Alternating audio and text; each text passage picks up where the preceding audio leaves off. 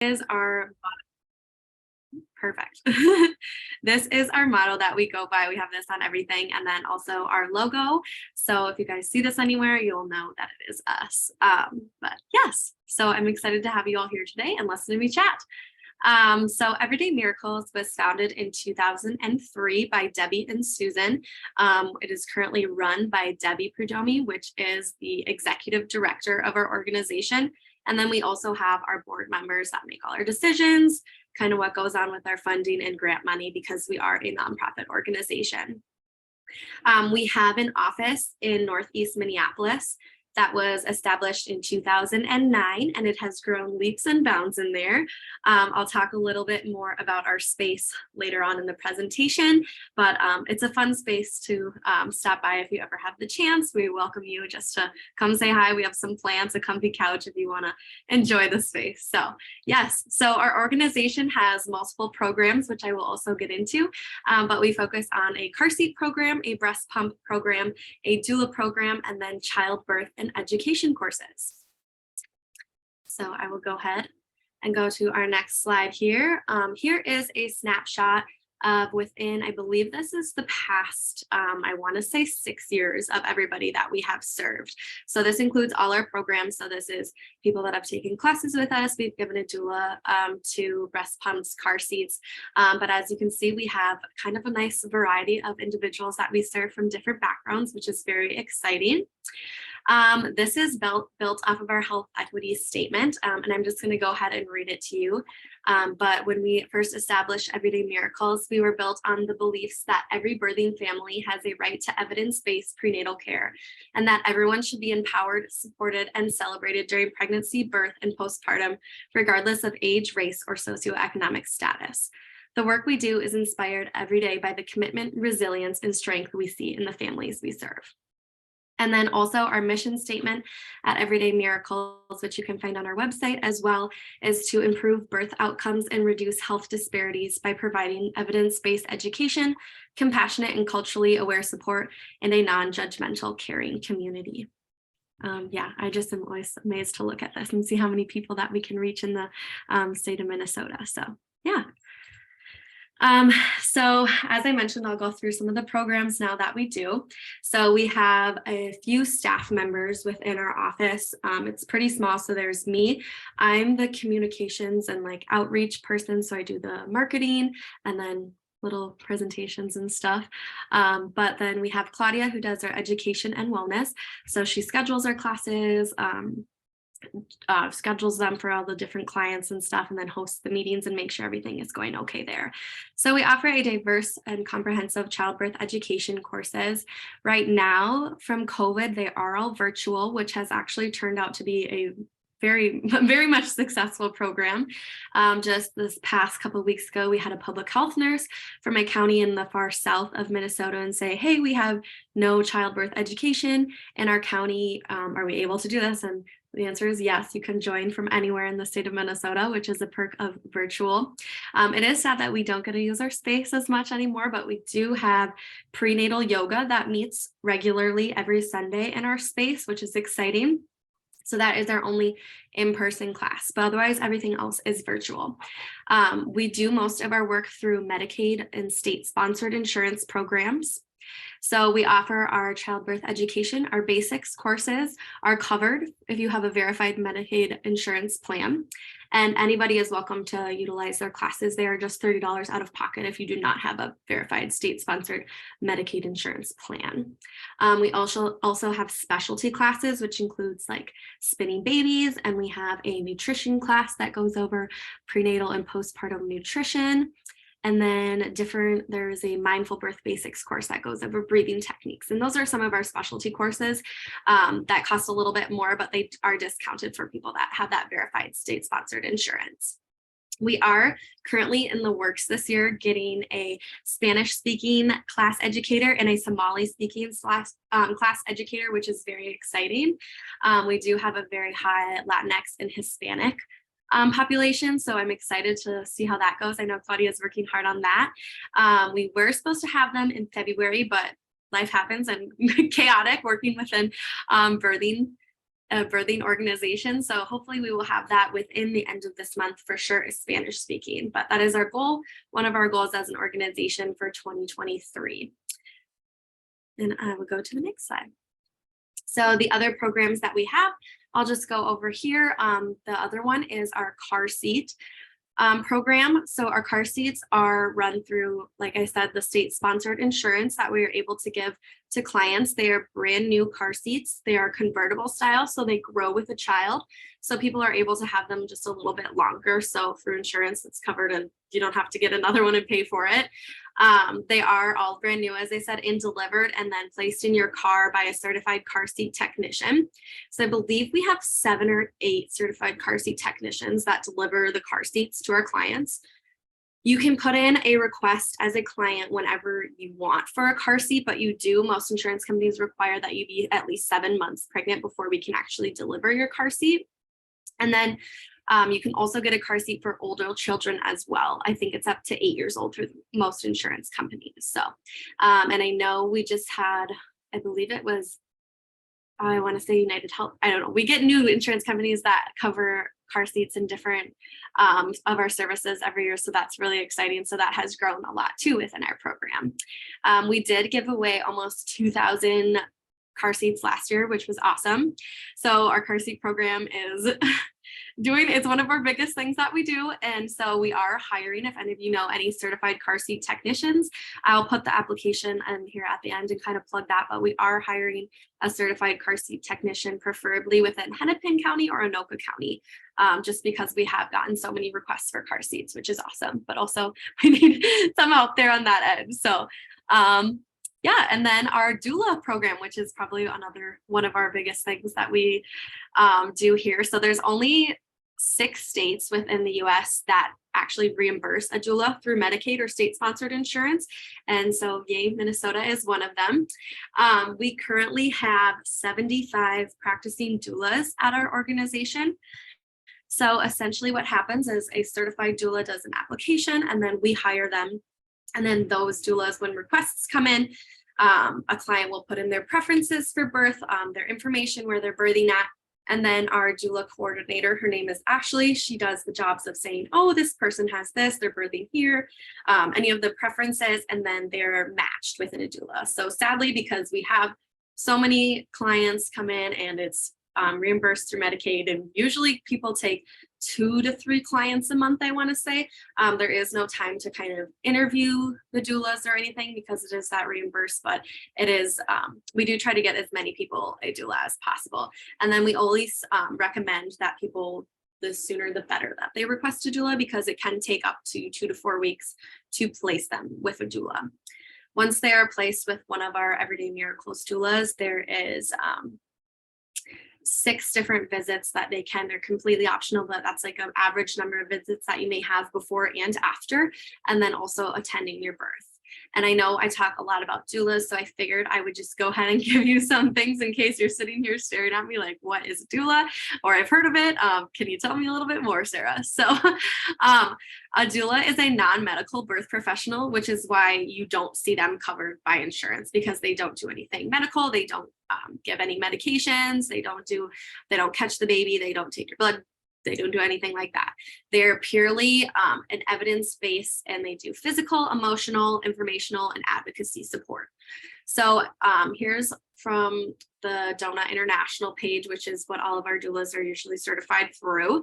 But a doula is a person who is trained to offer evidence-based information about a healthy pregnancy, help you prepare for birth and parenting, and provide physical and emotional support to you and your family before, during, and just after birth.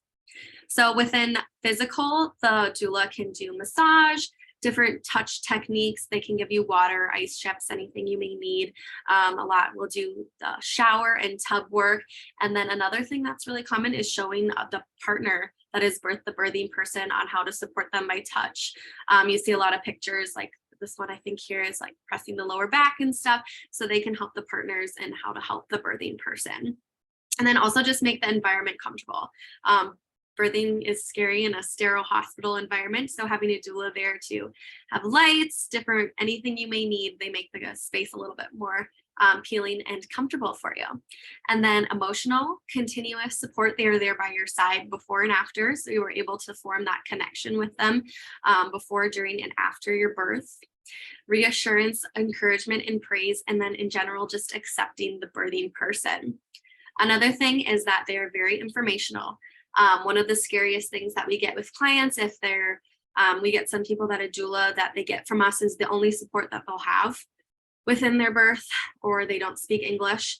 And this person is there to explain what's going on, the medical stuff before it happens to them, the different options, which is really important, suggesting techniques, and then different breathing techniques and positions. I mentioned advocacy, but advocacy is one of the biggest things that a doula does that I just want to highlight. DONA International, which is like the first doula training and certification organization, they state in their standards of practice that advocacy is part of the doula's role as long as the doula does not speak on behalf of the client. So they're here to say, what do you want your birth to look like? Here are your options. I'm here to make sure that it goes your way. So a common example is if a mother is being dismissed or just simply not heard, the doula may say like, hey, she's trying to tell you something. Can we go over this again? It is scary to stand up for yourself in those situations, especially for maybe minority or more vulnerable people. And they're there to say, no, this is, we want to support you to make your decisions about your baby and your body. And they are also just a really understanding group of people. Every doula I've met has been just a sweet soul that loves what they're doing. So, and the trainings that to make you a doula are awesome, and the people, especially in the state of Minnesota. So if you're ever interested, definitely look it up, and especially DONA trainings. And we are also accepting new doulas. So if you are interested in working, you can always let me know at the end. But you do just need to be a certified doula through DONA and then on the Minnesota registry. And then we can get you started with Everyday Miracles if that's something. Other doulas often that I've just seen a lot of times, they specialize in other areas. Like some of our doulas are our childbirth education teachers. They teach like spinning babies, or they maybe are lactation counselors or something, but they have other different trainings that go with a doula certification, which is always cool. There's some people I know that are like specialized within mental health and perhaps substance use, and so they'll work with specific clients that maybe need that because that's what they're trained to do, which is really cool. So if anybody has those backgrounds, we would love to have you join us. So we have our 3 different doula programs within our organization. So we have what we call the core program, which is what I explained, which is the state-sponsored insurance. So we are able to get reimbursed from the insurance companies and then pay our doulas, and then you're able to get doula services covered. And then if you do not have a state-sponsored insurance plan, we have what we call the Karma program, which is when you would just pay out of pocket for your services, but you would still want to work with one of our Everyday Miracles doulas. And they do a sliding scale usually. So they kind of talk with you what you can afford. We obviously, like we said, our biggest thing is we want this to be accessible to as many people as possible. And then we also do have our HCMC on-call program. So the Hennepin County Medical Center, we do have, I want to say it's 12 doulas that practice there in the on-call program. So at that birthing center, we have a doula that's on call. So for example, if a client is birthing there and they say, hey, I want a doula, the doula that's on call for the night or the day or whatever time it is, they can call them and that person can come. So you're not necessarily knowing the doula beforehand, but you could form that connection with them and perhaps go further beyond birth. And they're also just there to give some of those amazing support and benefits that I mentioned before. So that's always cool. So our HCMC program has been increasing by the years as well.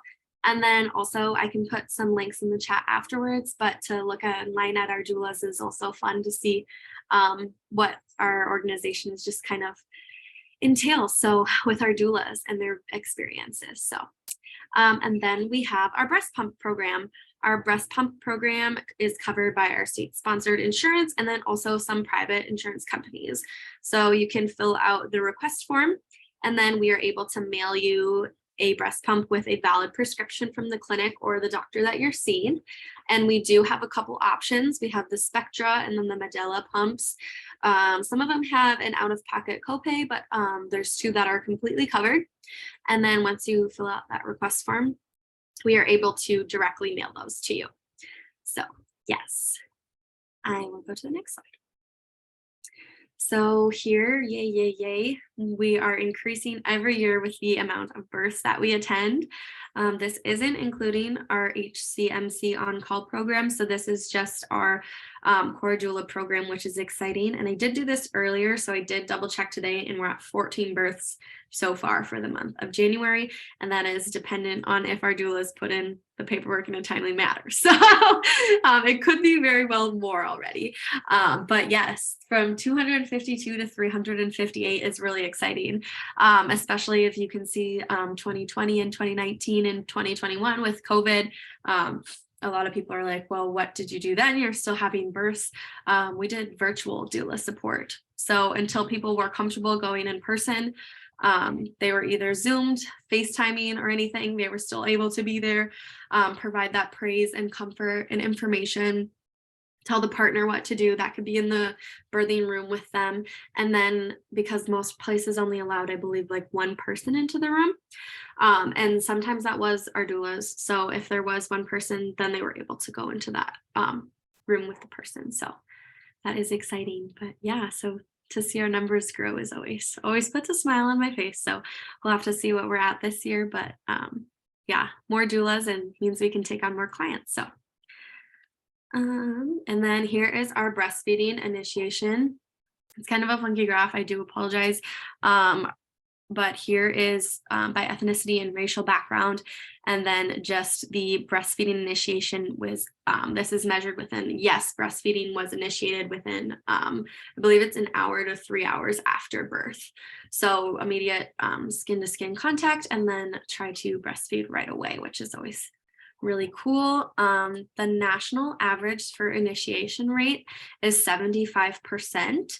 And at Everyday Miracles, because we have our doulas, well, one of the reasons, we do have a 98% breastfeeding initiation rate, which is really cool. And then another national average is 43% of mothers continue breastfeeding after 6 months. And 72% of Everyday Miracles mothers continue breastfeeding for 6 months or more, which is very exciting. Like I said, we do have classes that go over pumping, breastfeeding, and then different lactation 101 is like one of our other classes, which is awesome. Claudia, who is also the education coordinator, usually teaches those classes, and she is an amazing human. So she does a great job at making people feel comfortable within breastfeeding. So. And then here is our vaginal births and then unplanned cesarean births. And you can just kind of see that decrease in general cesarean sections. Obviously, we want a vaginal birth. We do not want our unplanned cesarean sections for whatever reason. And as you can see, it's rather decreased. We have a lower rate of unplanned cesarean sections. So that is exciting. And then I actually had the opportunity to do a research project. I mentioned before, but we want to provide at Everyday Miracles, one of our goals is to provide that culturally aware support. I kind of call it culturally congruent care, which means that we want our birthing clients to have a caretaker that matches their racial background, their ethnicity, and someone that looks like them and speaks their same language. Because if you can believe it or not, if you have a caretaker, especially within birth, that looks like you and understands you, you feel more comfortable and the birthing outcomes are surprisingly better. So I just popped my research that I did in here. I'll go over this kind of quickly, but I did do this with our Everyday Miracles records. I would love to do it again because I did do this in 2020. And so we did have less births. But essentially what I did was I took all of our clients that were a BIPOC client and they had a BIPOC doula that matched their ethnicity. And then I did the BIPOC clients that had a white doula. And then you can see in the center there that the vaginal births with a culturally congruent doula were higher. The cesarean sections were lower. Our preterm and ICU rate was lower. Our breastfeeding within the first hour was higher, the no medications, and then that surprising number at the bottom there was no interventions. So that means like, I think I have it on here, like Vicodin inductions and different medical interventions that they had to take within that. So that is exciting. And then coupled with the data that I just looked at, I did send out a survey to clients and asked them to specify if their background, their cultural background, and then I looked at what their doula was. And then, as you can see, with a culturally congruent doula, clients were more likely to use the doula again. They felt as if they eased their fears, their verbal encouragement, friendly, and then just that their doula followed their wishes, which is really cool to see. So yeah, I always go back to this, and I think that being able to actually say, hey, this is what we're actually doing here at Everyday Miracles is yeah, really cool. So if you have any questions on this too, I'd be happy to answer those at the end as well. Click back. Okay, so I did mention that I would show you guys our space. So here is our office. Like I said, we only have prenatal yoga in here, but this is where people can come pick up breast pumps, car seats if they need a general place to just pick them up because maybe they don't have like a home or something, or foster kids. We get a lot that are pregnant that come in and they can come here, meet with different doulas if they need a meeting place kind of thing. And then some of our staff works there as well. So I can go in, I do most of my work remotely, but when I get to go into the office, it's my favorite day ever because I love our space. We do have an office person that usually works in there pretty frequently throughout the week. And then our space is shared. We have different places rented out. So within them, we have Sprout Chiropractic, which is a chiropractor's office that is on the other side of that Educate, Embrace, Empower wall. We have a massage therapist that practices. She does therapeutic massage as well, but she does specialize within pregnant patients as well, which is really cool. So she does do like induction massages and stuff. We do have a room up for rent right now. And then in the back, we have a meeting room for people to utilize, as well as a behavioral therapist and specialist in the back for children. So that is very exciting that we have all of that. And then let me just scroll. I can't see my notes here. I want to make sure I'm not forgetting anything. I think that was all for this. But then I just wanted to go over of why we would be considered a public health organization. So at Everyday Miracles, we do, like I said, we are a non-medical focused organization, assisting and bettering health outcomes for people. We are dedicated towards preventative services. So obviously when you are pregnant or you're going to become pregnant, we would like to be here as a resource to make your pregnancy as best as it can be, and especially after birth. And then we are dedicated towards decreasing, sorry, I can't even see my notes here anymore. My screen went away. Give me 1 second.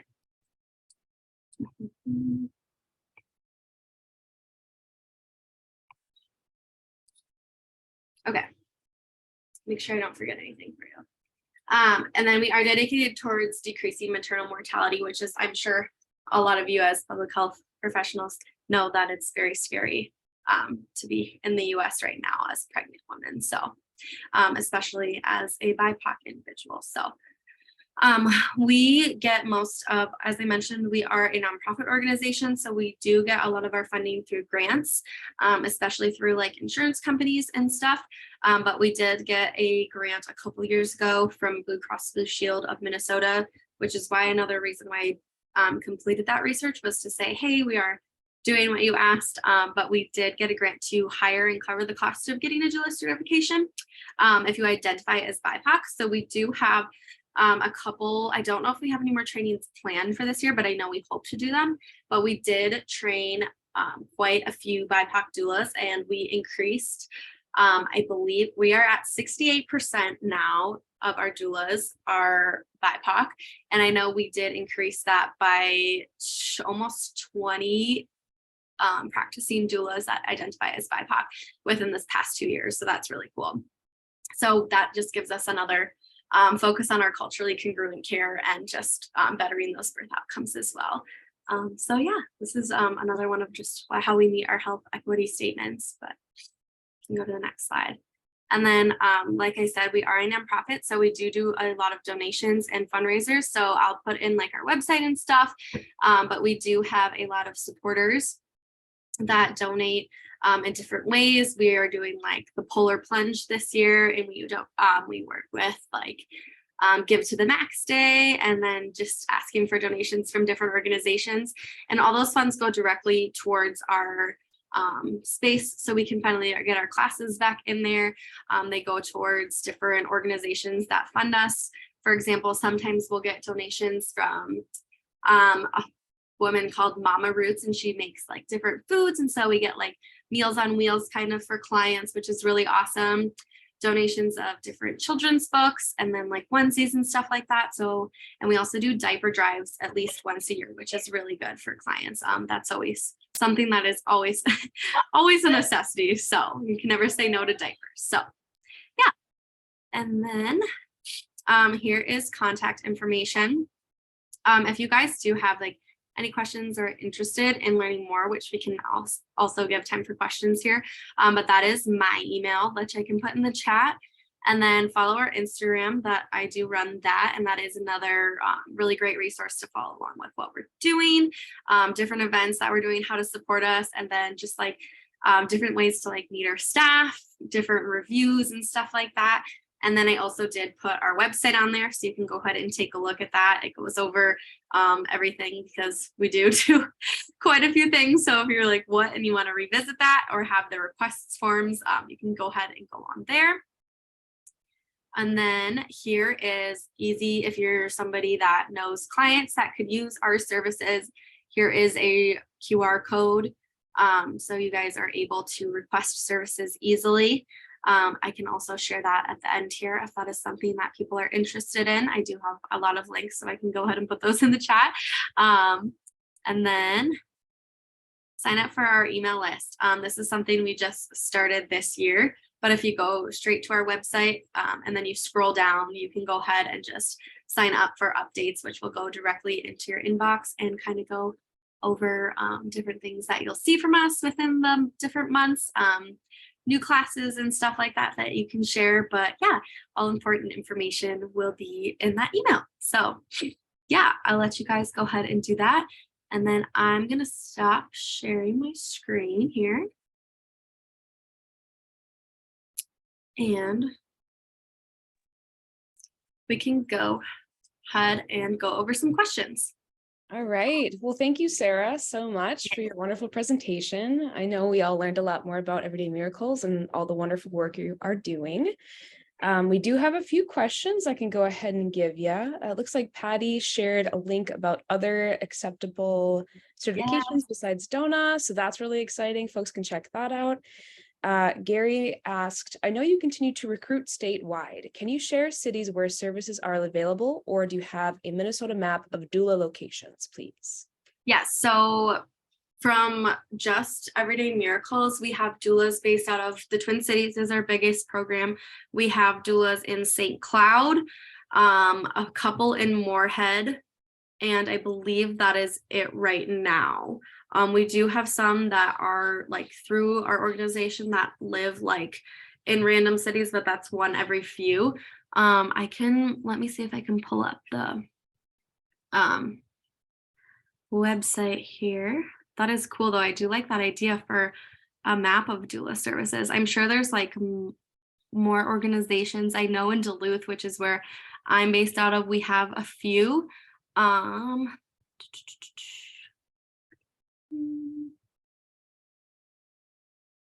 profiles. Yeah, Twin Cities, St. Cloud, Duluth, and then Moorhead and Detroit Lakes. So if you go to our doulas page right here, it just kind of says where ours are based out of. But yes, that would be awesome to do like a map. Maybe that's something I'll have to work on, because I think that's important, of links of where those organizations are. Awesome. That's wonderful. Yeah. Let's see. Emily asked, is the race breakdown based on single race responses? And anyone who noted more than one race is in the other/mixed category? Yeah, that is a great question. When you do fill out our request form, you can select different race backgrounds, and then you can also put mixed, but it would be interesting to have like the mixed and have people specify more. I know a lot of our clients, I do question like how accurate it is sometimes, because I know a lot of our clients are referred by public health nurses and perhaps they didn't do it themselves and they're also pregnant. They want our services. Are they really going to like focus on putting every thing down on our request forms? But yeah, I would say it's more based on single race responses. And then, yes, like you said, everyone else would be in like mixed category. Okay. Betsy asks, how can organizations promote your resources or services? Do you have a flyer we could post at our family housing sites and community centers? Yeah, that's awesome. We do. We have different flyers, and then we also have postcards, which are really popular. So if you want any, I could always like get some mailed to you if you have like a different clinic or something like that. Otherwise, that QR code that I shared is also on our website. And that's also on the back of our postcards. It's really handy for people to just scan and then fill out our request forms. But yeah, I'd be happy if you want to email me. I'd be happy to get your organization. I can mail you a box of postcards or a flyer or something. Perfect. Yeah, it's QR codes. What a great invention. That's I know. wonderful. I know. Definitely. Cool. Stephanie asks, could you share more about how you navigate billing and reimbursement? Does it cover the cost of your doula program or do you use braided funding? I'm working with Cook County Public Health to get a doula program off the ground and we would love to learn from you. Oh, that's splendid. That's awesome. That is a great question. Stephanie, I personally don't know all too much. Abby is the other lady. She is more of our billing person. If you do have more questions, I would be happy to get you in touch with her. I know that the billing and reimbursement, it does cover the cost. Like, so for different insurance companies, they reimburse different amounts. So when the prenatal visits, it's like an extra, like for example, like $50 per visit, and then total the doula would be reimbursed like $300 from Blue Cross Blue Shield or something like that. And then every prenatal visit, you would get that additional $50, and then we bill it through them, and then they get paid for those funds directly from the insurance company to the doula. So then they aren't paying anything. But that is why a lot of our funding also goes, because to live like a livable wage to clients, that's like $600 to $800 a month, which is like not very much. So that is why a lot of people are also like the health educators and stuff that cover. But that is awesome.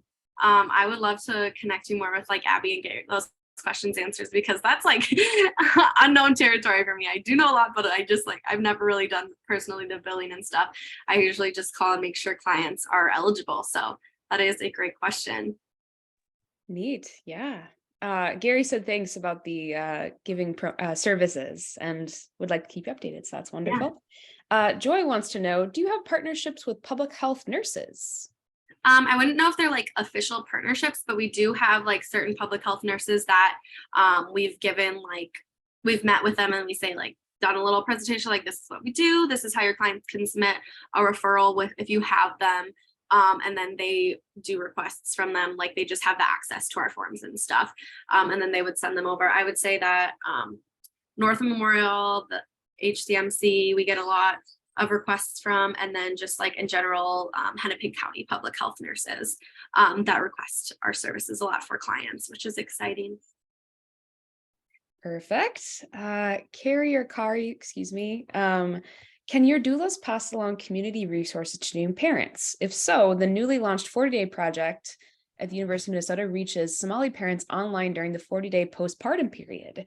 Resources were designed specifically for Somali parents, mental well-being, self-care, normalizing the postpartum experience, etc. At the website that they mentioned, parents can sign up and receive text messages about the postpartum experience and receive a free gift. And they mentioned that they could share flyers with you. Yeah, that's awesome. Yes, Carrie, that we would love that. We do put different resources onto our website, which I know our doulas direct to. So we just have like a list of resources like to expect like postpartum and stuff like that, different lactation resources. So to add that on our website would be, yeah, we can definitely do that if you want to go ahead and email me. Yeah, it looks like they left the email in the chat, so hopefully you all can be connected. Yes. Yeah, and Stephanie also wants to be connected. A lot of folks are really excited about this organization, which is wonderful. Pa asks, does the doula program provide postpartum care up to a month at the client's home due to no family support? I would say it depends on every doula and every client. I know there's certain doulas that we have that are specialized in postpartum doula care. We even have some that specialize in like sibling care and stuff. So they will like go in and take care of the siblings while they're in labor and stuff like that, or just generally like give care. But if I would say it's just up to the situation. If somebody doesn't have that family support, then yes, there would be more postpartum care that they would hopefully receive from our doula. So Awesome. Yeah. If folks have questions, go ahead and keep adding them to the chat. I have a question in the meantime. So you mentioned a lot of kind of beneficial moments to COVID. I'm wondering what were the biggest challenges that you faced at Everyday Miracles, and then how did you overcome them? yeah, so during that time, we did a complete like rebranding and all new websites. So basically, the challenge was is that none of us like could meet in person during that time to train our doulas and then get paperwork and stuff. It was just kind of non-existent. So to be able to transform like from an all like paperwork like in person kind of thing to all online has been awesome now. But during that time it was like scary because we wanted, that's another thing, is like, did we get all the correct data during this time? Like, did we fall, I don't know, so did we follow along with this as we're all learning? And then I would just also say that people were wanting doulas, but during COVID it was also like, do I want a doula? So we'd have a lot of like non-responses and stuff, which is completely like normal during that time. But it was also just like really iffy if people were like, I've been talking to my doula for 4 months. Like, I want to make sure they're at my birth, but I can only have one person. This is ridiculous, like hospital standards and stuff. So that was another challenge that I know some of our doulas faced. And then also just like people wanting to come in person for our classes and us saying we are doing virtual, and still we face that. Is it's exciting that we have the prenatal yoga, but I know that people just prefer that like in person. So it's always a challenge to say as an organization, like, no, we are Zoom based for our education courses now.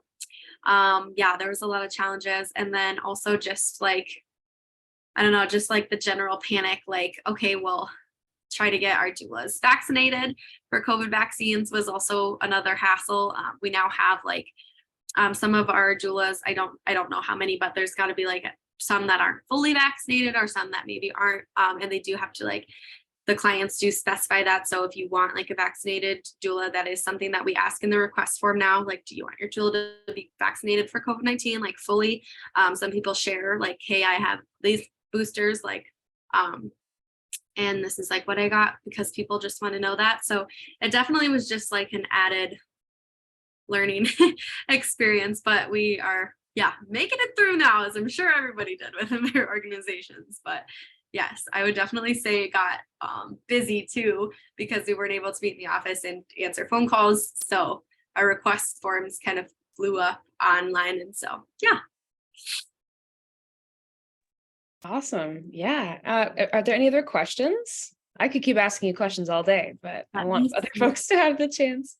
Let me see. I'm gonna add, if anybody is interested or like wants to spread the word, we are hiring our doulas and then also a car seat technician, which we are in need of. So I'm gonna put those applications in here just in case somebody knows someone. That's public health. Here is the car seat application. And then here is the doula application. Yes. Yeah. Great. Thank you for sharing those. Yeah. I have more questions. I can ask you one more maybe, and then I guess we could always have 15 minutes back in our day. No problem with Yeah. that, folks. Yeah. I'm just wondering, with Everyday Miracles, are there other organizations that you partner with strongly beyond kind of insurance companies that would maybe deserve a moment of in the limelight in this kind of conversation? Yeah. That's a great question. There's definitely like different organizations that donate to us, like different like people that are like big supporters. I would say our board, if you go onto our website, they're also what makes our organization go round. I can put them on here. But our team, can put them on here. our board members definitely. Like I said, they're the ones that make our organization run. Otherwise, I would say that we do have like some sponsors. So for example, here, let me pull up the website so I can show you guys, or just, I'll tell you.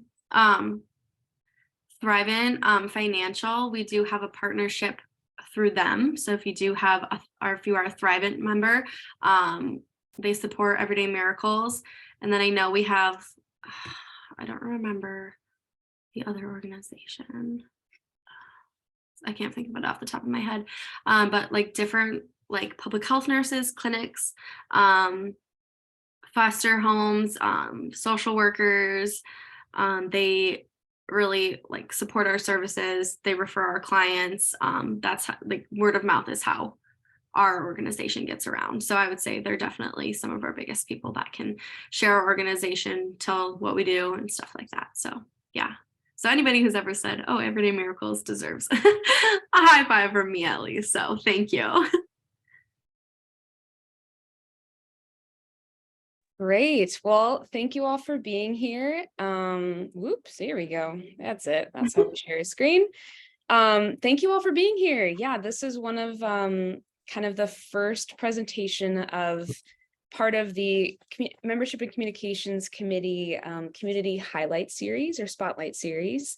We're hoping to have the opportunity to highlight smaller orgs coming up in the future for the next few months.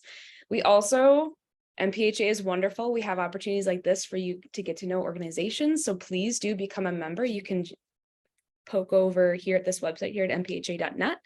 We also want to let you know of a couple other cool things happening. We're doing a Valentine's Day coffee chat on February 14th from 2 to 2:30 Central Time. We also have Membership and Communications Committee meeting on the 24th. If you want to be a part of things like this and help planning really great activities and different kind of ways to engage membership, that's an opportunity. Otherwise, we have some other great committees, policy and advocacy. They meet the first Wednesday of the month from 11:30 to 1. So that's tomorrow. Also, tomorrow is February. The time flew. Health equity, they have their meeting the third Thursday of the month. So that will be the 16th. And then other membership and communications meetings are kind of on a more flexible schedule. Please do also follow us on MPHA and follow MPHA in our social media platforms. This is our tag for all of them. We're on all of these wonderful websites that we all are very familiar with. And thank you all so much for being here. We really appreciate your time and have a great rest of your day. And thank you again, Sarah. Thank you all so much.